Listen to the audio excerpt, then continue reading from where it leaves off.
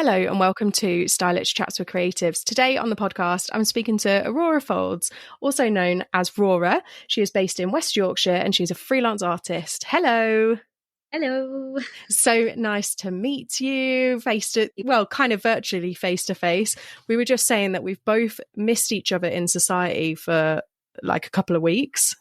Yeah. Just every time I'm in, you're not, and when you're in, I'm not. Yeah, it seems to just be the way, because I just drop in every so often. So like when I've got a spare afternoon that I need to go and do some work without the dog annoying me.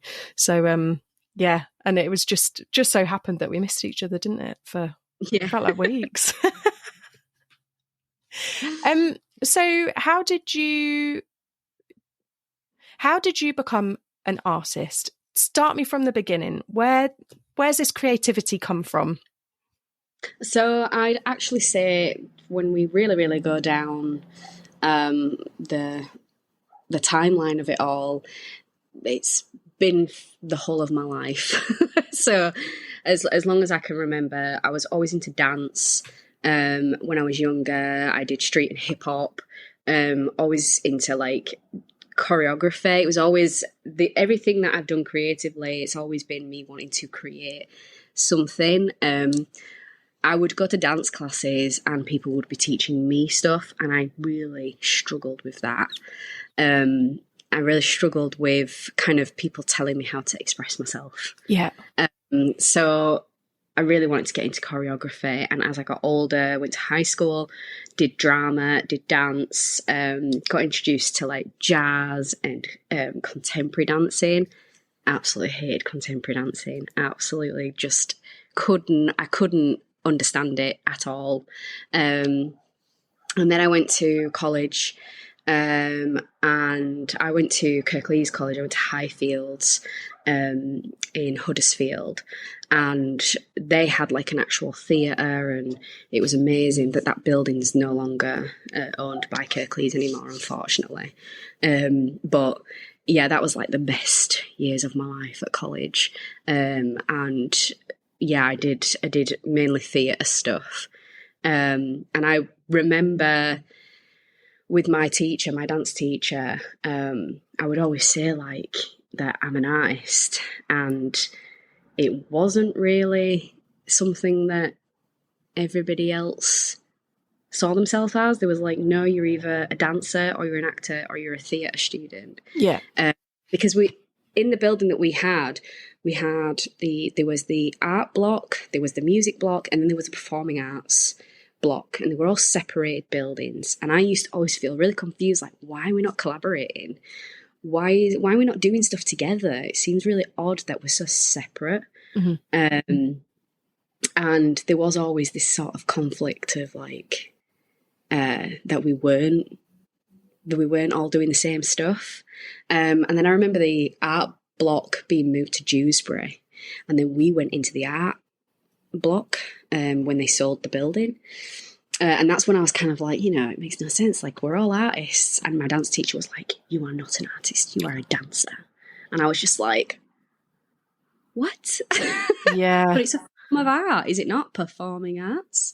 It's a form of art. But yeah, it's something that I just found that it was like a bit frowned upon to call yourself an artist if you were in performing arts or if you were in dance, like it. Yeah. So, but anyway, like I just would do anything to try and create. So I would create my own costumes. I'd create my own scripts, do my own plays, I loved creating characters, like being like the most weirdest, creepiest character. I love doing creepy. I love being and then, yeah, with dance, always wanted to choreograph and be the one that kind of created the moves and stuff like that. So it all started with basically just being like a dancer and theatre. And then I managed to get into theatre school at Egerton University, which is just outside of Liverpool, when I was 19. But then I found out that I was pregnant. So I was a teen mum at 19. And then because I'm a very creative person, I couldn't not do something creative. So then I started drawing, and I also started getting, I was brought up Catholic. This is a bit off topic, but I was brought up Catholic, and I was kind of, I've always been quite a spiritual person, but I was kind of looking and seeking for a different spirituality other than Catholicism, because I didn't connect with that. Yeah. And I found Wicca and like the pagan belief, and that resonated with me so much more. And so I started focusing on that a lot, and that drawing became almost like a meditative sort of spiritual thing that I would do, and I'd also be able to get my creativity out at the same time. So again, like, I did a lot of just witchy illustrations, and I did tarot designs and stuff like that. But yeah, that's really cool that you kind of at a young age as well, you discovered that you still wanted to be spiritual, but in a different way to what you're brought up in. Because I think sometimes you can get stuck in the spiritual realm that your parents are in, that your grandparents are in, that you're just kind of, oh, okay, this is just what we do, this is just how we go. And actually there's so many other different ways of being spiritual without having to follow something so mainstream. Yeah. There's a lot of restrictions in the church, and there's obviously things about my self-identity that I didn't feel welcome in that religion as well, which, when you kind of look at it from other spiritualities, I looked at because I had quite a few friends that practiced Buddhism, and that was nice, and I absolutely loved the things that my friends were teaching me and telling me and stuff about practicing Buddhism. But again, there was just something that I was like, I just don't feel connected to that at all. But yeah, I do obviously value myself as a woman and a feminist. So it felt very natural for me to be drawn towards witchcraft and that sort of Wicca, because it's got a lot of feminine power in it, in the spiritual sort of world. You use terms like Mother Nature, and I love that. Yeah. I'm with you. I love all the crystals, tarot cards. One of my friends loves more of the pagan holidays, but actually quite a lot of the religions come from the pagan holidays, and they were just kind of twisted a little bit. Yeah. Jesus' birthday is not even the 25th of December. Yeah. It's not. Yeah. It's not, he wasn't even born in December. Yeah, but yeah, that's because I think that's the thing. When I was in high school, I would have, I went to Catholic high school. I wanted to go to a different school, but my mum was like, no, you're Catholic, you're going to a Catholic school. So we went to All Saints, and the amount of times I actually got kicked out of class from asking too many questions. It felt like it was because I was asking too many questions, but I was genuinely trying to learn and understand. Yeah. That was the beginning of me being like, wait a minute, something's a bit off here, because I'm going to my science class and they teach me about the Big Bang Theory. And so one of the reasons I got kicked out before was I basically said, we had this whole session on the Big Bang Theory, and I asked the teacher, so you're Catholic? And she was like, yeah.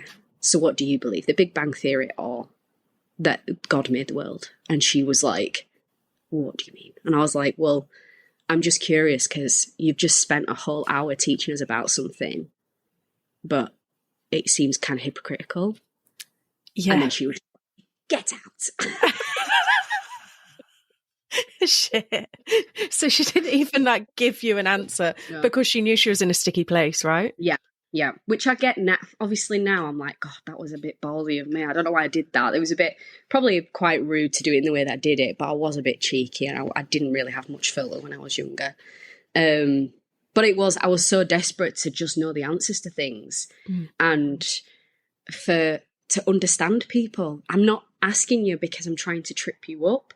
I'm asking because I'm genuinely so curious as to to your idea of the world, just as for a conversation. But I think it's hard sometimes in school settings, isn't it? I think some people kind of just see it as it just can come off a bit disrespectful. So yeah, and I think the creative mind kind of like, we are more curious and we do like to delve deep into, oh, sorry, that's my dog. And we do like to delve deep into the delve deep into the minds of others and how they work and how they come to where they are, and try and figure people out, because I think we've got a different way of thinking of how we figure something out, how we get to our solutions, and sometimes that puts people off who are a bit more black and white. Yeah. And I think I did like debate team and all that sort of stuff. And I do really like to pick at people's brains, but not to put, like I said, like not to put them on the spot. It really is just to kind of, I just love having conversations with people, and I love bouncing off of people. Like, again, I don't think at the time I realised, but I think now I'm just kind of like, yeah, it's definitely because I'm like a creative person, but also it's part of me being neurodiverse. I'm really trying to understand other people who brains work differently to how mine does. Yeah. Because I mean, when I got tested, I did like a dyslexia test, and it also covers like dyspraxia and dyscalculia, which I ended up, it came back that I was all three, and that was only a year and a half ago. But the way that he described it was that the way that I absorb information is abstract. So when I'm taking in any sort of information, my brain is like overthinking and overworking itself. So it's I'm really looking at every single detail of everything. So when I'm talking to somebody as well, I'm looking at everything. I'm looking at, are you looking at me? Are you looking over there? Or, what are your hands doing? I'm looking at absolutely every detail of the conversation. Yeah. But I get so much energy out. I'm an extroverted person, so I get a lot of energy out of talking to people. And I think, yes, for some people, it's not really that enjoyable for them. Yeah. I'm with you in the extrovert thing. I literally, when I first meet people on set now, I say to them, like, I do talk a lot. If you want me to shut up, I don't take offense. Just tell me to shut up and I'll be quiet. But my other half said to me the other day, he was like, you really don't like silence, do you? Always fill in the awkward silence. Yeah, even though it might not be awkward, like me and my partner have been together, I don't know, 13, 14 years, something. I should be able to be comfortable in his company in silence, which I am sometimes. But like, sometimes I just want to talk, or I get a random thought in my head and I'm like, I need to say this thought. Even though it might sound really stupid, I just feel like I have to say it. But I don't know whether that's just a creative brain where you're like the same as you. I like to bounce ideas off other people, and I like to have that collaborative teamwork kind of vibe, especially when you're on set. And and I like to, when you're creating stuff, especially if it's with other people, you've got to have that. What am I kind of trying to say here? That kind of merging of like ideas, so that you get a comprehensive idea as the end piece. And I think that can be hard if someone's a bit more introverted and they're like, oh my God, will you just shut up? I'm curious, do you have an introverted partner? Yeah. My husband's introverted. Yeah. Because they say that that's usually what makes a kind of good couple. Yeah. Is one's an extrovert, one's an introvert. Yeah. And I will say, like, he's more socially anxious, he's kind of keeps himself to himself. He's quite happy, he'd be happy in the middle of nowhere, never seeing another person ever again. And I'm like, oh my God, that terrifies me. I need to see people. But I do have a limit. I don't know whether you have that, where I have a limit where I'm like, right, okay, now I need a day on my own peacefully just to recharge my batteries. Yeah. Because I did this. Sorry, go on. No, I was going to say some people are really draining, but some people fill your cup up. And I think that's something as you get older, you realise who's the drain and who's the. Oh, yeah, definitely. Yeah, because I did. Sorry, I might cough a bit because I'm still coming to the end of my illness. Like 2 weeks being ill. But yeah, I did this like online test. Online test thing of like, are you an extrovert or are you an introvert? Or there's now like, are you an extrovert and introvert, or are you an introvert extrovert? Yeah. And surprisingly, it came back that I was a introverted extrovert. I can't remember which way around it was now, but yeah, basically it means that like you are extroverted, but you know you do get a lot of fuel out of talking to people and being around people, but also like you said, like you do have like a limit, whereas some people don't have a limit at all. Yeah. Which I kind of don't believe that. I feel like everyone needs to have a bit of alone time. But but yeah, it is really interesting. I think as well, yeah, like when you said about you kind of learn over time who kind of takes too much out of your energy that you've got. You kind of learn that as you get older, don't you? And then it kind of gives you more to then give to the people who don't take too much. Yeah, that's exactly it. And I think sometimes as well, especially in my industry, you'll go on set and you have to gel with people like straight away because you might be on location and you've got to lift heavy stuff and you know you've all got to coordinate. So sometimes like stuff comes out and sometimes it might be a bit deep, or it might be a bit heavy, or it might be like a bit bantery, and it's probably not what people think of as office gossip or office banter. It's much like deeper than that sometimes. And then my other half will say, what have you talked about at work today? And I'll be like, oh, this, that, and the other. And he's like, you guys are allowed to get away with talking about that at work. And it might be like, I don't know, anything. It could be anything really weird. I'm like, well, yeah. But also like, I'm in a creative industry where we are all a little bit weird. Yep. And like, that's not calling anyone out. It's just, we are a little bit. You get to be comfortably weird. Yeah. And yourself. Yeah.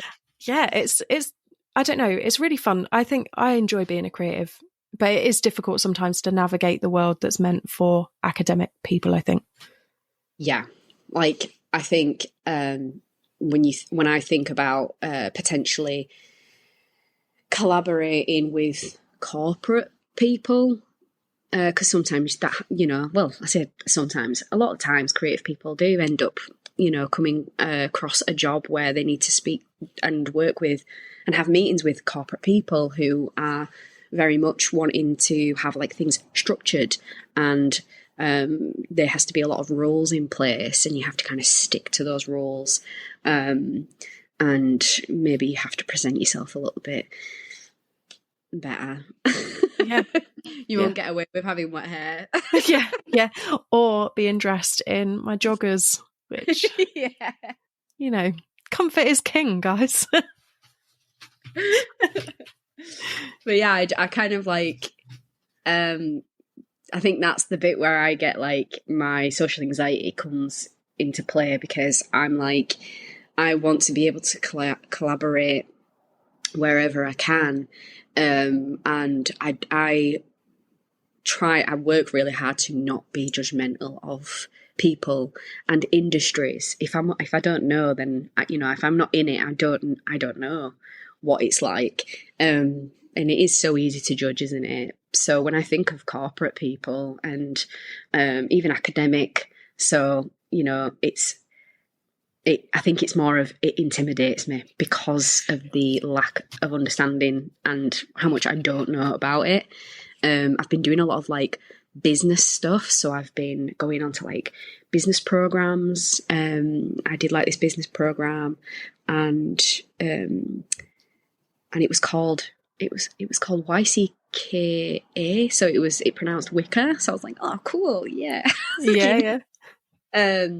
It was WYCK, no, CA, yeah, Wicker. And speaking to them, that they're kind of telling us about the business world and tax and just all of the kind of boring stuff. Yeah.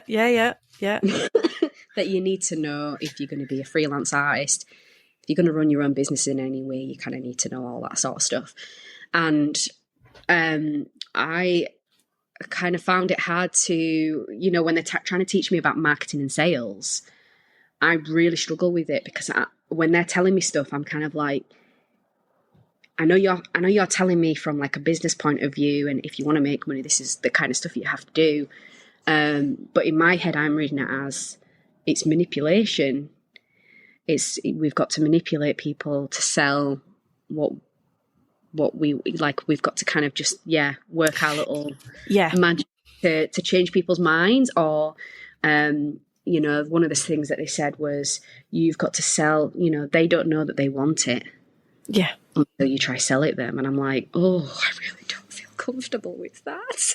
Yeah, it's really intimidating selling yourself, like, and it's really, really intimidating. Like, I have to confess, like, I've only really been on like LinkedIn and like been regular with LinkedIn and like my social media in the past year, because I find it really, as extroverted as I am, I find it really awkward, like videoing myself painting some props and then putting like the video out, or like being like, what have I done this week? Or, because also I'll call myself out, I'm a bit of a dickhead sometimes, and I think like, I just want to piss about or like show videos of like me mucking about with the dog, or and actually like I can't always do that because my clients might see it and they don't want to see me pissing about, but also I want to show that I'm at fun. Like it's hard. Marketing's such a hard thing to do.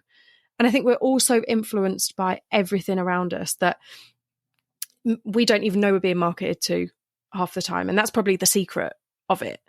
Yeah. But I don't know. It's really hard to do when you're creative. It's so hard to do. And it's trying to, because to be fair, even when I finished the program, even though I had those sort of instant thoughts and feelings towards it that kind of made me a bit like, oh, that's a bit cringe. I don't know if I could do that, or, it seems immoral of me. I feel like it would be immoral of me to do that. And I think that's why a lot of artists end up, going to gallerists, sell you stuff. They do the marketing, they do the sales. You don't have to do things. You just make the pretty pictures and the nice artwork, and they'll do all of the other bits. But yeah, even after the program, I was kind of like, my brain almost opened, it expanded even more, and I was like, oh wait, I've just had like a little bit of an insight to a different side of the world of some people's reality, the business world reality that I've never understood, and I've just been given some really good secrets about it that's actually is quite helpful. And instead of me being again judgmental and kind of a bit hesitant towards it, I don't have to do it exactly the way that they tell you it works. I can still work it within my morals, and I think it might take a little bit longer then, but like you said, like got to be patient. Yeah. And patience is a virtue. Yeah. Now, I don't think we said this before recording, but my first tattoo is patience is a virtue, and it's written on my ribs. And my mum even said, you are the least patient person in the world. So little insight for you there. But yeah, we were chatting about tattoos before we hit record, and how we sometimes have to be really patient. Hello, Coco. And you've got to be really patient. And I think, sometimes the urgency is there to just get stuff out and get stuff done. And, you know, sometimes you do just need to take a breath and sit on an idea for a little bit and then go for it.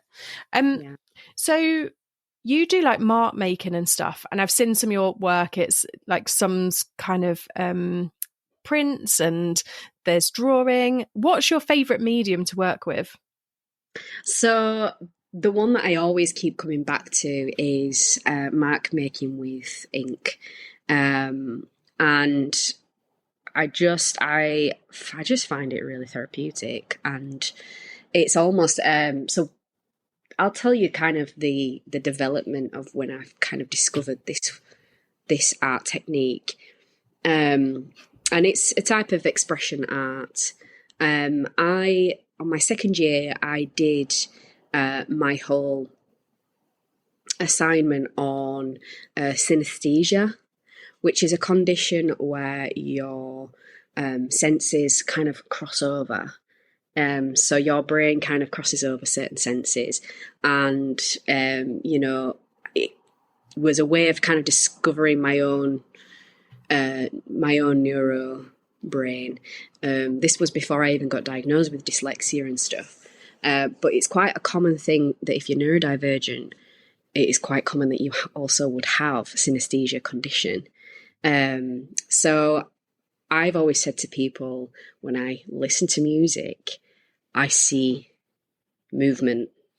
In my brain, I can see visual like movement, and I get feelings and sensations from music, from hearing it. So I can feel it a lot, and I think that's what made me be a dancer. That's why I danced, because I was able to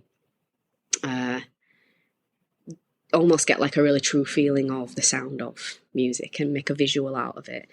So I basically got this massive canvas. It was a 9-foot canvas. Whoa. And I'm sorry.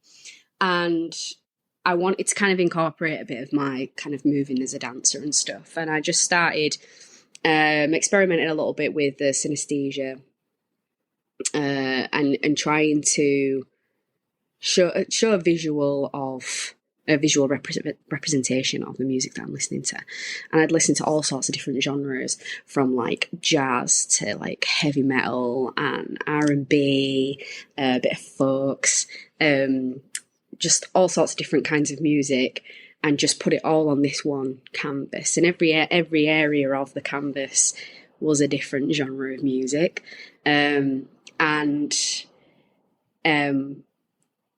It kind of, the reason why I kind of chose black ink as well is because I visually can see more colours than the usual naked eye can see, and that kind of overwhelms me when I try to choose colours. So when I try to do colour coordination and stuff, it overwhelms me too much. So I like to just stick to monochrome, because it just makes me feel at peace. Monochrome, that's it. Yeah. So I started just doing the mark making, and I just found it so therapeutic, and I found it really interesting as well, because I also, within this process, kind of realised how unique and different it is. There's many artists who do this technique, but every artist, it's as unique as your handwriting. It's as unique as your fingerprint, almost, like the way that the movements are imprinted on the canvases. And I remember some of the people that were on my course, they came over and they wanted to try out, and they were all trying to mimic the shapes and the movements that I'd done, and nobody could do it because it was very unique to myself. So I found that really interesting, and I really liked that it's something that can be really personal to me as well. But it's also quite peaceful to look at, and it's I've got some pieces hung up at Arcade Cafe in Byram Arcade in Huddersfield, and that's got a lot of compliments, and the staff have mentioned that they do often get people coming in for a coffee just to sit and look at it because they find it so peaceful to look at, which is really nice because it's like it was so peaceful to make it. It was very therapeutic to make it. So it's nice that it's continued to have that feeling towards other people, but it'll be for a different reason for them. So yeah, it's the mark making kind of just slowly developed from that big massive piece, which became a collaborative piece with a fetus because I was pregnant. So, so that was that was quite a big. I don't know. I'm very. I get told that I'm overly ambitious a lot, and that was kind of one of the things that I decided to do. That I wanted to do a 9 foot. Did you just get a thumbs up thing then? Yeah. What was that? I don't know.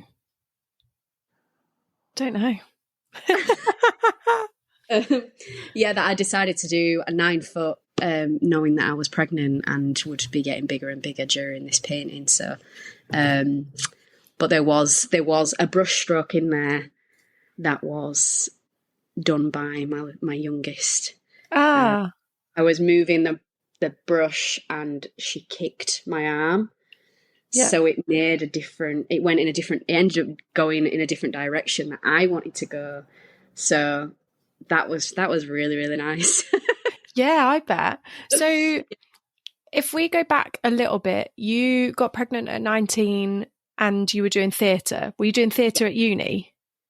I did theatre at college. Yeah. I got into uni, but then I couldn't go because I was pregnant. So, so it kind of just went on to me focusing on being a new mum instead of going to study theatre at university. Yeah, so then when you decided to go to university a bit older, did you find the experience, how did you find the experience going into uni being older? A lot easier. Did you? Yeah. Because I'll tell you, I actually did try to go to uni when I was 21. But I was commuting to Sheffield Hallam, and that was so difficult. It was so hard. I only lasted about 3 weeks and then I quit. But I do feel like that going as a mature student, I was ready. I was so ready to actually, I am going to commit to this and I'm not going to quit. People aren't telling me, oh, you've got your whole life ahead of you, don't worry about it. I don't have that, and I've got people kind of more being a bit like, right, you need to hurry up now because you're nearly 30, so what are you doing? Yeah. So yeah, I was definitely more committed, but also my husband, without him supporting me, without him encouraging me, there was so many times I wanted to quit. But without having him, giving me that sort of, you've got this, you're doing good, like, don't quit, I think I would have probably given it in. But I definitely feel like my mind was a lot open as well. So I wasn't as immature, and it was really important for me to really, really try and aim for the highest that I could. I think I had a lot more self-confidence as well. So, over those years of me finishing college, I've just grown as a human being so much. And I think I've struggled a lot with my mental health. I've struggled a lot with obviously being neurodivergent, but not knowing for so many years that was, the reason why you feel different is because you are a little bit different. Yeah. So that really, really, just being able to have that time to kind of understand myself really helped me to be able to actually have the capacity to deal with being in a university environment. I also didn't have that sort of confidence that I was academic at all. Yeah. But I am, just in a different way. Just in a bit of a different way. But I graduated, and I graduated with a first. Wow, congrats. So I worked my absolute arse off. And I did it with a lot of big events happening in my life. So it feels like I've really succeeded, which I've always really struggled to have that feeling, because I've always quit halfway because it got too hard. So, yeah. So tell me about the other things that happened whilst you're at uni, because I know we were chatting about this before you hit record, and I just went, what? So again, going back to being overly ambitious, and I also really like a challenge. If there isn't too much, if it's not chaotic, I'm bored. So my first year, I actually did interior design. Because I thought, right, I need a career. I can't be an artist. That's not a good enough career. So I'm going to do interior design. So I managed to get in to do interior design.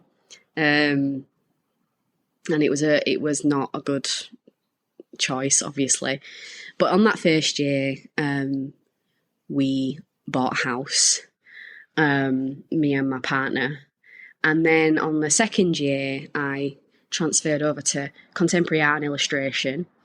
And we planned to get pregnant because I was showing a lot of signs of being somebody who has endometriosis. So, and obviously the whole like medical thing around endometriosis is a long waiting list, it's a very difficult thing to get diagnosed with. So I was like, I'm not going to be able to have a baby. That's the initial thing, that we're not going to be able to conceive. So let's just try.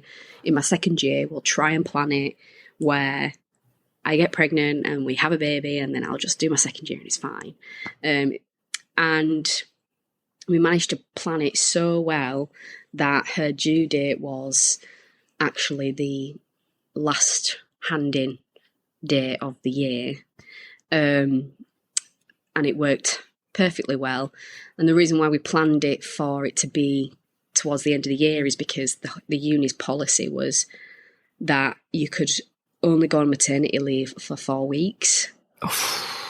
So, which actually I remember when I was in my second year pregnant, there was a third year student who was pregnant, and she was due in January. And I honestly felt for her, because she had to come back and do the rest of her third year. After 4 weeks of giving birth. And I just absolutely blew my mind. But she created some amazing work. She did really well. So, yeah, good on her for that. But, yeah, it's a bit of a rubbish policy. So we was like, right, we'll plan it so then it lands on the holidays. The summer holidays, and yeah, it worked really well. So, and then I got onto my third year, and then we planned a wedding, and I got married in November. So, well, November last year. Yeah, you did like just go, fuck it, let's go for it. And I think like that's something very admirable, especially with doing a course they are intense degrees. They are intense. And then you've having a second child, moving house, having a wedding, like, whoa, girl. And then suspected endometriosis as well, which I've got. So I've already been there with the surgery thing, and just my advice is just keep pushing for a date. Keep pushing. Yeah. Unless you can afford to go private, which is, I will tell you from experience, it's very expensive. Yeah, I can only imagine. Yeah. Yeah. A little bit of history, but I went, I'll cut a very long story short, but I got diagnosed when I was 27 after 2 or 3 years of just living in absolute hell. And not really realising that it was endometriosis, not even knowing what it was. Then I had a surgery at the NHS, and then it came back with a vengeance like 3 years later. Yeah. 4 years later. And then obviously COVID hit. So I couldn't have a surgery, so I had to wait another year. But I went private for that second one because I just knew that if I was waiting on the NHS, I wouldn't have been able to work anymore. So I went private. I'm very open about this, but it cost me $6,500. Oof. Yeah. Wow. And it's something that I think I've invested in myself to make myself feel better. Yeah. However, endometriosis is one of those things that just it feeds off estrogen, so it may well grow back. Yeah. You know, and I get flare-ups. If I drink too much wine, eat too much cheese like I did last week, I'm in a flare-up and then I'm fucked for a few days, you know? But I do think, like, it's good to talk about it because it does affect us quite dramatically, and it can affect people in very different ways. And I've met loads of people who have it, and some people who only get affected by it like one day a month, and then some people are affected by it every single day, and there's everybody else in between. So I have loads of information. If you want, or any of the listeners want any extra information, just shoot me a DM because I have so much information on it. But again, the surgery was expensive, but I couldn't wait. Yeah. And I think like it's pain. It's absolutely, I think it disables you so much that it just feels like you just don't, like there's never going to be an end to it. And it's not just physical, it's mental as well. It takes a lot from you. And I actually managed to get diagnosed with endometriosis without surgery. That's amazing. But that's only because when I got pregnant, all of my symptoms went. Every single one of my symptoms.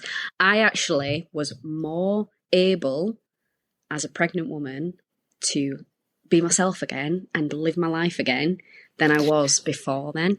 And every month the symptom got worse and worse, and I got a new one. The next month there was a new symptom.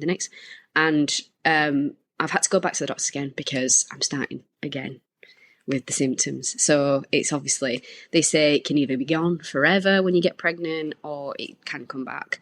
And it's looking like it's coming back. So I'm on the list again for the surgery. Yeah. And I think that's it. Like, I think that's what, the more research I've done, the more it does come back. Like, and it's a horrible thing to have to accept, but it's something that will come back, and it will come back for me. And I don't know what perimenopause and menopause is going to look like as a woman with endometriosis. Like, it's discovering all that kind of thing as well. But yeah, it can fucking floor me, and I can look 6 months pregnant, and I've actually had people ask, and I'm like, fuck me, I look like death warmed fucking up, and you're asking me if I'm pregnant. Like, no, I am like waddling because my fanny hurts. Like, come on. It's when your like thighs are burning and you just it's absolutely, and it's so exhausting. Although my husband, he bought me one of those, what are they called? Oh, the TENS machines. Yeah. Out of everything, painkillers, hot water bottle, like that helped me so much to deal with it. Still like, again, like floored me, but they were great. TENS machines, and again, I am very open about this. Cannabis. CBD. I use CBD quite a lot with like the sort of pain relief side and stuff, and just to relax my bones. I don't know if you can hear my baby crying. Oh, you're right. I heard a tiny bit, but you're right. But yeah, endo is such a fucker, and I think like it's the more people I talk to about it, and have done over the last 10 years, the more people go, oh yeah, I've got that. Oh yeah, I've got the sister one as well. That's, I can never pronounce it. Adeneomosis. Oh yeah, adenomia. Yeah. So I've got that too, which I only discovered at the last surgery. Wow. Okay. So that's like when it's in the muscle in your womb as well. So yeah, and I think the more we talk about it, and the more we talk about it, not just female to female, but like with our partners, with our dads, with other males in our circles, the more everybody's like, oh, actually, yeah, that's a thing. It's not normal. She's not just crying and looking swollen like she's swallowed a football for like fun. You know, the amount of times I like, it happened to me at work actually this week. I like this is probably divulging too much, but who cares? I came on at work and then I was fine for like 3 hours. I had my lunch and I just like dropped and my face went grey, my stomach swelled. I was just uncomfortable, and it's uncomfortable to sit down. Like, just, it's uncomfortable to stand up. It's uncomfortable to sleep.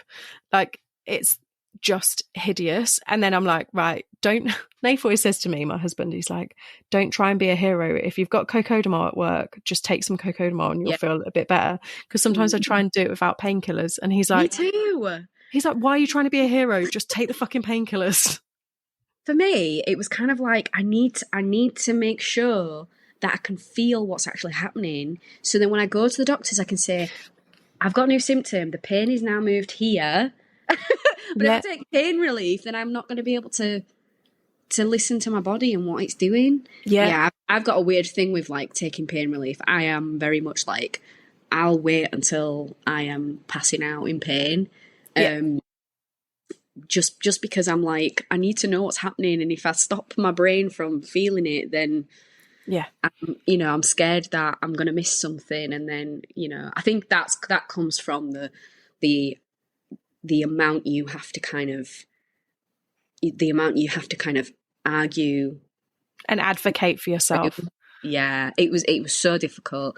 I never in my life, and I honestly do not condone this sort of behaviour at all, but I had a massive argument, like screaming match, with my doctor because he tried to diagnose me with IBS. Oh, fuck off. No. And my stool sample came back nothing, fine. And he even said that. And then he followed that with, so I'm going to diagnose you with IBS. What? And then he was there telling me, no, because it says on the NHS website, this, you don't have those symptoms, so therefore it's not endometriosis. And I was like, are you a specialist in endometriosis? I was basically asking him, I need you to refer me to a gynecologist. I need to speak to a gynecologist. I can't have this conversation with you anymore. And he was refusing. And then because of my experience with him, I then said to him, when you refer me, please can you refer me to a female gynecologist? I just feel like the experience, and I even shared with him, the experience I've had with you, you've made me not have a lot of trust and hope if I speak to a male now. Because I'm telling you where my pain is and you're telling me it's somewhere else. I'm telling you my pain is in my uterus and you're telling me, yeah, well, sometimes women mistake that, but actually it's your bowels. But also with endometriosis, your womb could be stuck to your bowels. Yeah. In turn, causing you pain in your bowels as well as your womb. Like, honestly, it drives me mad. So when I had a very similar experience, I went back to my doctor in between surgeries and said, I'm feeling like shit again. And I had everything noted on my phone, right? Because I knew my brain fog was bad and I knew I'd forget stuff. So I noted it down. He said to me, again, he, prominent there, he said to me, stop reading it off the endometriosis website. And I looked at him because I was on at the time as well. And that is just not a time to battle with a woman at all. And I was like, are you fucking kidding me? I said, these are the notes on my phone. You've made me so fucking angry. I'm going to cut you guys out and I'm going to go private, have a consultation, spend the money and see what they say instead. So then what that surgeon did, he then sent all of his findings and his initial note back to my doctor. And then when I had my surgery, he sent a 4-page A4 letter, 4 A4 pages of what he found from my lungs all the way down back to my doctor. So then when I had a little bit of hassle after surgery, I had a bit of low iron and stuff. I went back to the doctor and it was the same doctor. And he went, oh, you are really ill. And I said, I fucking told you I was ill. You didn't listen to me. And he went, I'm so sorry. And I was like, next time, listen to the women when we tell you we're in pain. Yeah. We're not just saying it because we want some extra medication, because I don't want to be on tramadol. I don't want to be on like high-end painkillers. Just want someone to fucking listen to me. And it absolutely infuriates me that doctors just fob us off. Yeah. And like, it's just insane.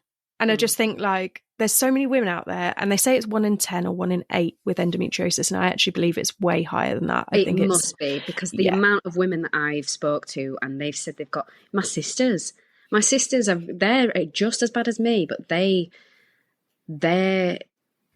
both very introverted and very socially anxious, and they've not had great experience with doctors, so they don't even go. They're just like, no, it's too much. But it's got to be more. It's got to be. Yeah, it's got to be. And I think it's because, again, the research isn't there, because a lot of stuff hasn't been researched on women. And, you know, we're told, oh, it's just your period, shut up. I mean, you shut up when you're bleeding like we do, like, fuck off. You know, it just makes me very passionate and very angry, because I've had 10 years, no, that's wrong, 20 years of bad experience, because it started when I first had my first period, you know? And I think... Were you quite an early bloomer as well? No, mine was late. I was 15. Oh, wow. Yeah. Yeah, but heavy from beginning. And I got put on blood thinners at 16. Yeah. God. Wow. Yeah. I got put on contraceptive pills when I was 15. I wasn't sexually active, but that was to help with my pain. Oh yeah. Mine masked it for 10 years, and then they went, oh, can't be on that pill anymore, and that's where my investigation started. Wow. So I'd had like 10 years of not even realising. But yeah, I just get very passionate about it, because I think it's something that affects so many people and so many relationships. And, you know, the more research there is, the more it's hereditary, the more, you know, the more we open conversation about it. And, you know, how some people maybe not even know that they've got it, and then all of a sudden have a symptom, or just go out about their daily life and not even realise. And, you know, I just think it's so important to talk about. And thank you for sharing part of your story there as well, because I know it can be quite painful to discuss. Yeah. It's definitely an emotional one for me, because it's been, I mean, it's, you know, it's I wouldn't say it's ruined there's like certain times where, like, I remember being on a camping trip, and with this was before I was pregnant, and I was on a camping trip with my daughter and my husband, and I was on the toilet and I got excruciating pain and I couldn't stand up. Yeah. And I was in the toilet and I had to ring my husband, and I was like, you're going to have to come and help me, because I can't move. I cannot get up. Like, the pain is so bad that I've got no strength to get myself up. So him and my daughter, at the time she was 7, both carrying me back to the tent, and the rest of the holiday was a write-off for me. And it's just stuff like that where it was like, there was nothing for me. There's no support. There's no... And everybody else was looking at me like, God, she's had a few too many. Yeah. But really, I'm like, no, I'm like, it literally would disable me. I wouldn't actually be able to get out of bed. And again, when I passed that on to the doctors, they would be like, so when you say that, do you mean that you couldn't, you know, actually get out of bed? Or you're choosing not to get out of bed because it hurts? I'm like, no, like, my legs are not working because I'm in so much pain. Like, if I try to get up, I collapse. Yeah. Like, yeah. You've reminded me of a story. Me and Nath, my other half, were in a Tesco supermarket, and I was having like one of the worst periods I've probably had, and I gripped onto the side of the open freezer, and I was just like, oh fuck. As I did that, a paramedic, an off-duty paramedic, came around the corner and was like, are you in labour? And I was like, no, this is just my period. And you know when you can't speak because you're in that much pain? Yeah. And Nate's fucking pissing himself around the corner, right? And I'm just like, because you've got to deal with these things with humour. Like, you just, you know, after so long, you just answer stuff with humour. And he was like, oh, was that, this is gross. Was that a big clot? Was it, hun? And I was like, Oh my God. I was like, oh, I'm just so ill. I feel so shit. This paramedic's like, what the hell? She's like, drama queen. She's like, are you guys okay? And I was like, yeah, like I'm fine. But like sometimes, again, I just have to get up and move to help with it. But you can be in so much pain whilst you're moving that people look at you like, all right, hun. I'm sure the Tesco workers were like, fucking weirdo, what is going on here? But yeah, we all like, there's those kind of like experiences. And I think it's cathartic to share them as well, because it makes you feel less alone. And we all have different experiences of it, but it definitely makes you feel less alone, even though in the moment when that's happening, you're like, why is this happening to me? Yeah. But yeah, it's minging. But let's go on to a slightly lighter note. Yeah. Because, sorry guys, that got a bit heavy there with the endo chat, but I feel it's important to talk about it. Definitely, yeah. So how have you found working as an artist alongside being a parent? So me and my husband both talk about this quite a lot because he's also an artist. And I'm finding it very hard to find a networking group of people that are parents who are also creatives. It's that kind of like are wanting to do it as like a freelance full-time job. There are obviously plenty of people out there, but it's difficult because obviously working for yourself, you've got to make your own hours, and if you obviously your kids are ill, like we've had 3 weeks of non-stop illnesses in the house. I've been passing around, so that's been really difficult. That's thrown me back so much. Like, I think the one thing that I've noticed is in being a freelancer, networking, communication, connecting with people is the biggest, most important thing of being a freelance artist or creative or in any industry. Networking is a massive important thing that you need to do, and having 3 weeks out, I feel like I've got lost, and I'm kind of struggling to be able to show up to networking groups. I really want to go to Cicely's evening. I really want to go so bad, but I'm breastfeeding, and I have to be in the evening to get them to get them to sleep.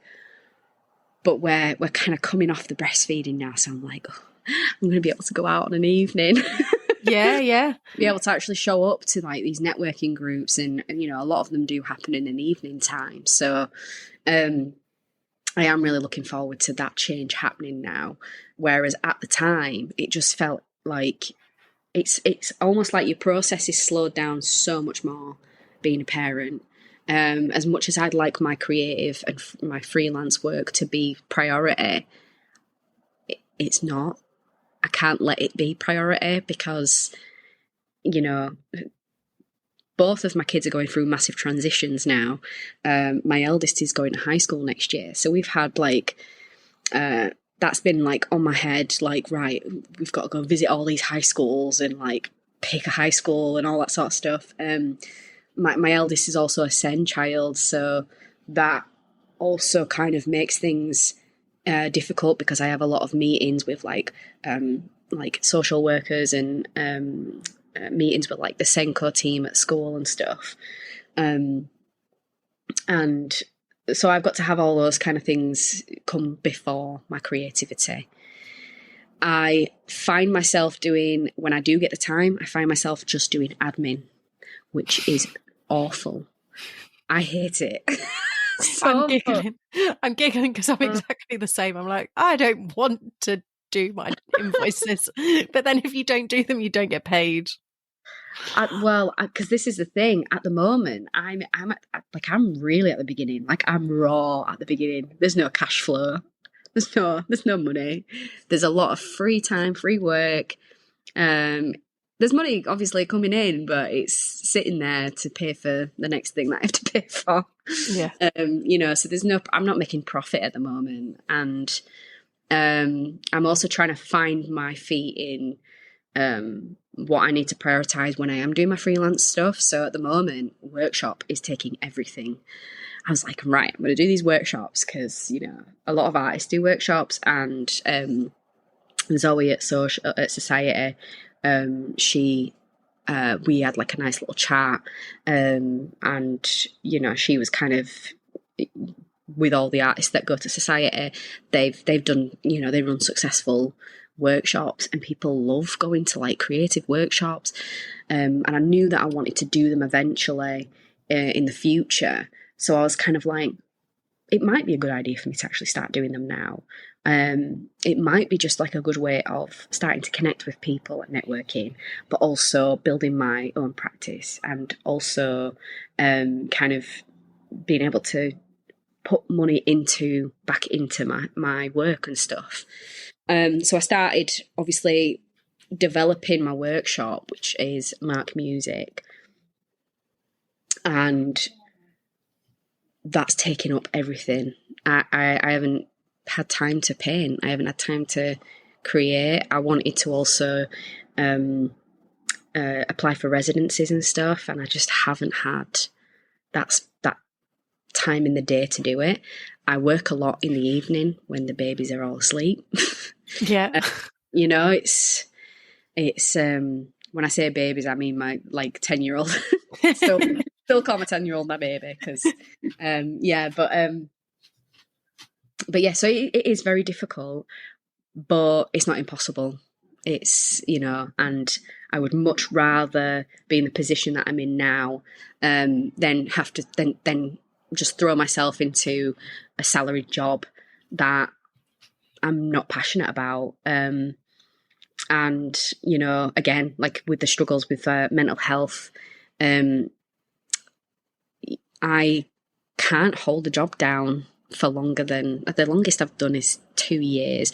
And that's only one time that I've been able to hold a job down for 2 years.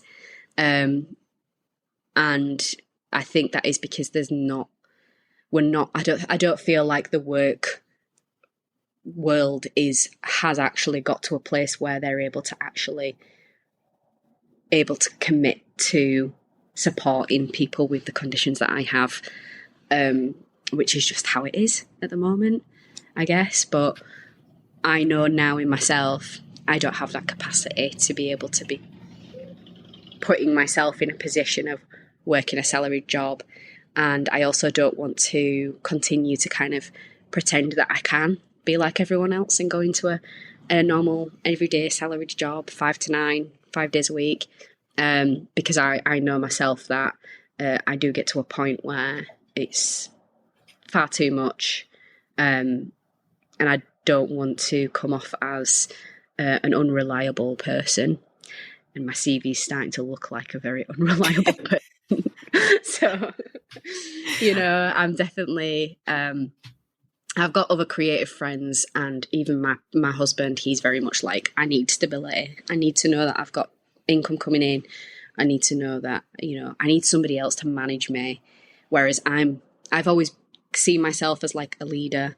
I like to lead, and I like to, have more of a control of my time, and what I can do with the time that I've got. So it does work better for me this way, but it is still very, very hard. It's really, really difficult. I've had many mental breakdowns.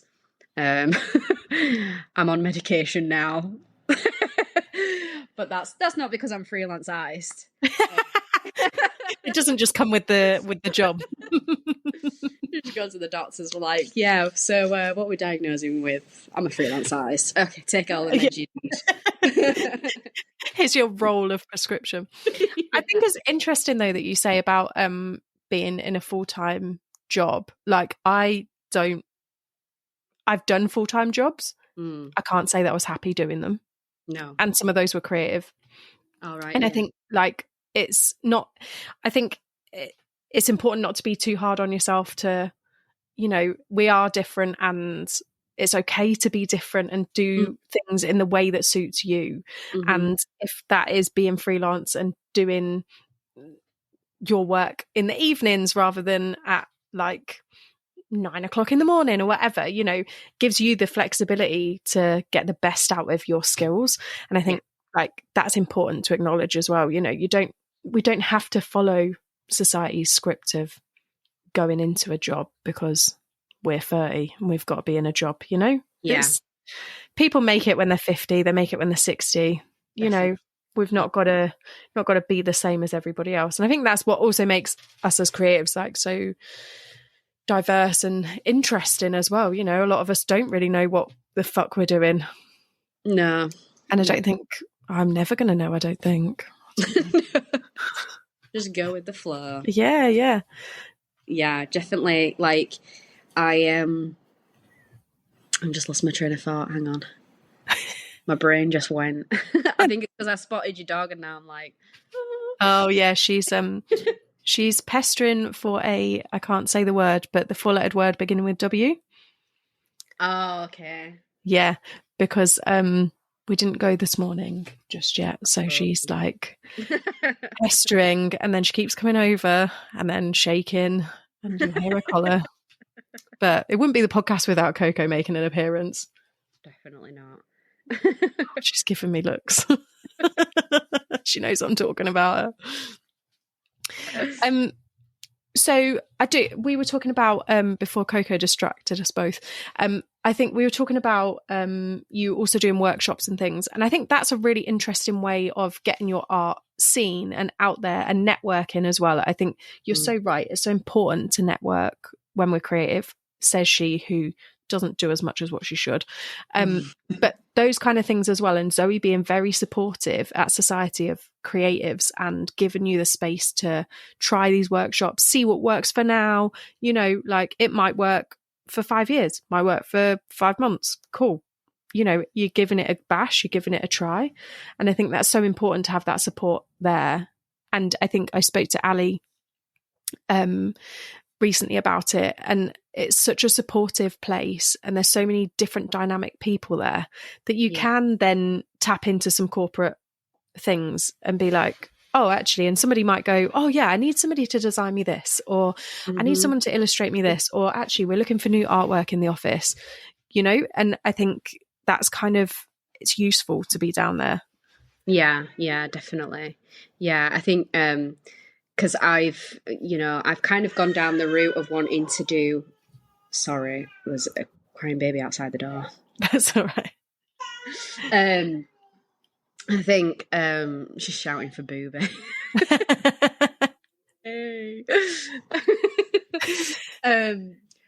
Yeah, so it's I've kind of gone down the route of trying to do the mark making workshops in kind of not unlikely environment, but in cafes, in like sort of more like relaxing cafe sort of atmosphere. I feel like it's a hotspot for creatives. Going to the cafe, you always kind of get the creative people in there going for their morning coffee and stuff. But I also just love the atmosphere of a coffee shop. And I think it just works so well with like trying to be in a relaxing environment and stuff. So I've done it at Arcade, and then I've got my next ones on the 18th of October. So that's like 2 weeks. And that's at Omi's Where the Heart Is studio. That's inside Nom in Slate. Have you heard of it? Yeah. So there's one in there, and I think it's trying to find. I think what I'm struggling with at the moment is actually trying to find an audience for the mark making, because originally I was like, it's going to be artists that want to do it. So I'm going to go towards audience of an art, like the art industry. But I'm slowly realising that it's not actually artists aren't interested. It's actually just people who don't get time to create as much. And just want to actually get like have a little bit of a experience of trying something new, which is really nice and it's surprising, and I like that I don't have control of that. I think I have almost like a back and forth with trying to have control of things, and then when it doesn't go my way, I do sometimes have to adjust. Like, it takes a while for me to adjust, but then once I get past that, I'm kind of like, actually, no, it's nice. This is, it's nice that it's going a way that I didn't expect. And I'm kind of just gonna, it means that I have to think again and I have to learn something new, and then I have to adapt to the new direction that it's going. But yeah, it's almost like every time it changes direction, it's a whole journey in itself. And I get like all sorts of different types of emotions and feelings towards it. And again, it's something that I've almost every time been like, I'm done, I quit, I can't do this. Marketing, this is awful. I think you're right though. Like, life gives you things where you go, oh, fuck it, I'll give that a bash. And then you learn while you're on the job. And actually, sometimes the best things come out of that, because then you're learning like a different way of how to, I don't know, edit a video or, market yourself, say.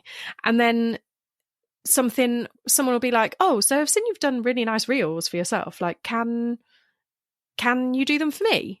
And you're like, yeah. And then you go, oh, fuck. Oh, no. Or you go like, someone's like, oh, can you, I don't know, paint me this? And you're like, yeah. And then you just got to try it. And I think like sometimes it's just seeing, as a creative, you've just got to give stuff a bash, give it a try. And like the universe is just sending you in the direction it thinks that you should be going in. So, you've just sometimes got to just accept the ride and be like, okay, I'm on this roller coaster now. Cheers. Yeah, definitely. Yeah. Yeah. Cause I think for a while when I had the thought of, when I started developing the mark making workshop, I got to a point where I was like, I don't want to do workshops right now. I want to be an artist. I want to be applying for residencies. I've kind of got a bit lost in where I was supposed to be going. But then after a while of kind of me thinking a bit more, like being a bit deeper into, no, because I do want to do workshops, and that was one of the plans. And then I kind of realised there's an aspect of it that I'm not enjoying, and it is just the sales and marketing. I am not that person. I am not trying to pretend to be that person. And I really, really don't like it. But with anything that you do in your career or jobs, there's going to be parts that you really, really don't like to do. Yeah. So it is one of those things where I'm kind of like, right, have a cry, and then crack on with finishing that flyer that you need to finish. Yes, girl. I am the same when it comes to accounts. I'm like, oh, I don't want to fucking take pictures of my receipts. But then the accountant's like, you got that receipt? You're like, for fuck's sake. No. Yeah, exactly. So I'm exactly the same with that. Like, I don't like doing that part of it. That's why I farm it out. But then I still have to do a little bit of it in order for him to do his job. Yeah. So, I've got one final question for you, and you can answer it however you see fit. But Aurora, what inspires you? What inspires me? I am inspired by connection. Any type of connection, the way that the trees connect with the wind, or human beings connect with each other in any sort of situation.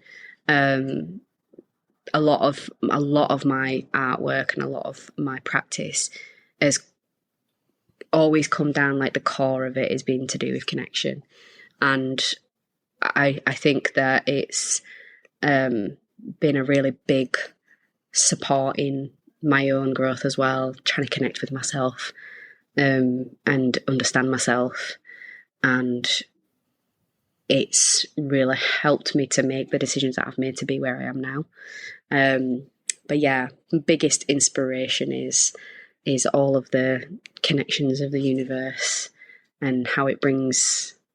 I'm a firm believer of like things happen for a reason. And I do read into a lot of like my dreams, so I connect them with my reality. Yeah, that's probably the biggest inspiration of myself and my work. That is such a beautiful answer. So Oh. I'm going to leave that there because I can't add any more to that, because that's so beautiful.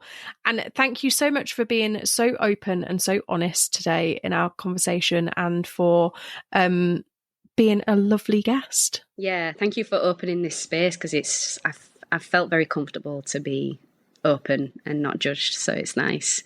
It's nice. Thank you so much. Thank you for having me on here. Thank you for listening to this week's episode. I hope you enjoyed it. Please rate, follow and share, as it really helps this little podcast out. And if you have found value in the podcast and you have the means to, I do have a Buy Me a Coffee link in the show notes. This will help keep the podcast going. Join me next week for another fantastic guest. Bye!